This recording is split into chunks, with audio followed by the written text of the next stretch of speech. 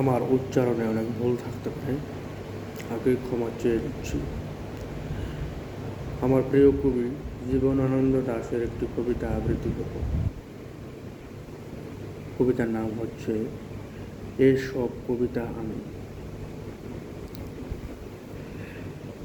এসব কবিতা আমি যখন লিখেছি বসে নিজ মনে একা,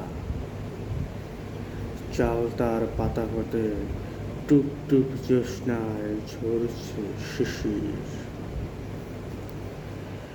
কুয়াশায় স্থির হয়েছিল ম্লান ধানসিঁড়ি নদীর তীর।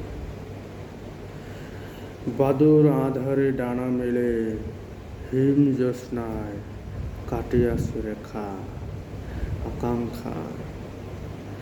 নিভুদ্বীপ আগলায় মনোরমা দিয়ে গেছে দেখা, সঙ্গে তার কবেকার মৌমাছির কিশোরীর ভিড়। আমের বোল দিল শীত রাতে, আনিল আতার হিম ক্ষীর।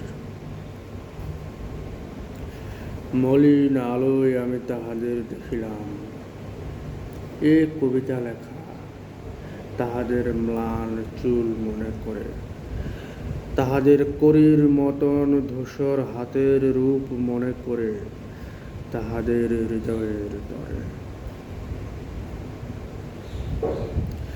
সে কত শতাব্দী আগে তাহাদের করুণ শঙ্খের মতো স্তন, তাহাদের হলুদ শাড়ি ক্ষীর দেহ, তাহাদের অপরূপ মন চলে গেছে পৃথিবীর সবচেয়ে শান্তহীন সান্ত্বনার ঘরে। আমার বিষণ্ণ স্বপ্নে থেকে থেকে তাহাদের ঘুম ভেঙে পড়ে।